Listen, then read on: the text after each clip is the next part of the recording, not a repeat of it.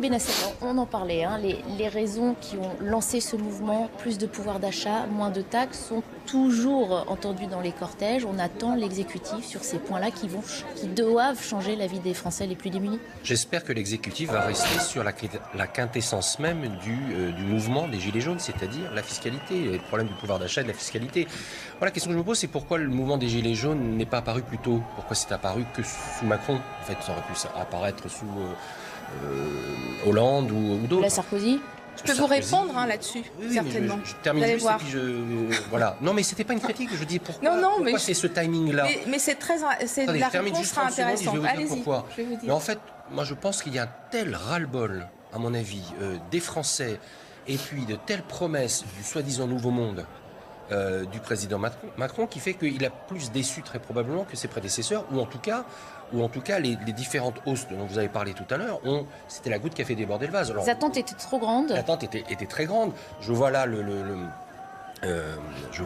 place à la Défense, là. On dit que c'est le symbole de la finance, parce que ça claque bien, c'est un slogan qui passe bien, c'est surtout le symbole des commerces. Moi, je pense à ces commerçants aussi qui sont claquemurés en ce moment depuis 21 semaines. Je pense aussi à ces emplois, parce qu'il y a beaucoup d'emplois à la Défense, et puis je pense aussi à ces entreprises. Les entreprises créent de l'embauche, créent de l'innovation, créent du talent, créent de la richesse. Il ne faut pas tout mélanger, je pense qu'il faut rester sur la quintessence. C'est aussi une solution pour essayer de relever le pouvoir d'achat des Français par d'autres moyens qu'un soutien de l'État, en disant voilà, si ces entreprises payaient un peu plus d'impôts en France, elles participeraient à une revalorisation globale de la situation des Français. Déjà, il faudrait qu'on sorte du modèle français du culte de la dépense publique qu'on apprend dans les grandes écoles françaises, notamment l'ENA. Si on arrêtait un petit peu d'avoir cette mentalité-là, peut-être qu'on aurait d'autres solutions que celle-là. Nous attendons tous des vrais signes et de vraies réformes de l'exécutif et du président de la République pour apporter enfin des vraies réponses sur la fiscalité, sur les retraites aussi, parce qu'on ne parle pas beaucoup des retraites, sur les territoires perdus de la République aussi, parce qu'il y a des territoires qui sont isolés en France.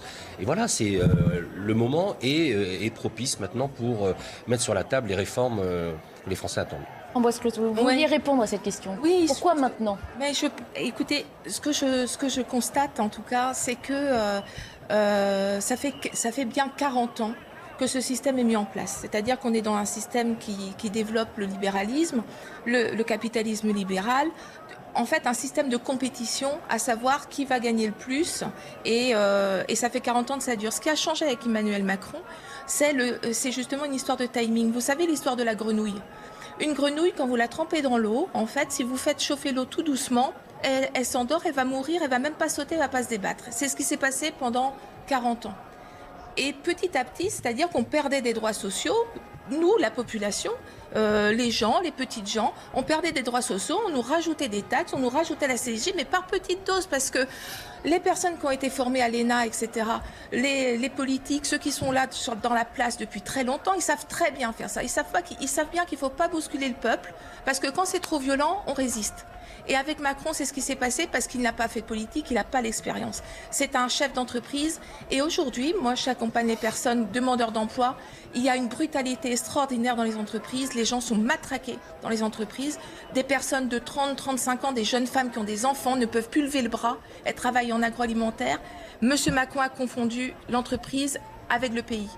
Et il a tellement brutalisé le peuple, il a cru qu'il pouvait faire comme le font les chefs d'entreprise, c'est-à-dire qu'ils savent qu'ils ont le pouvoir, puisque pour une place qui va se libérer, si quelqu'un démissionne, il aura 50 personnes qui vont se présenter. Et il a fait la même chose, il a rajouté des taxes, sauf qu'avec un peuple, ça ne fonctionne pas. On vous dirait qu'il essaye de remettre l'entreprise France à l'échelle du La monde France, ce n'est pas une aujourd'hui. entreprise. La France, ce n'est pas une entreprise. La France, c'est d'abord une nation. Et la nation, ce sont des personnes.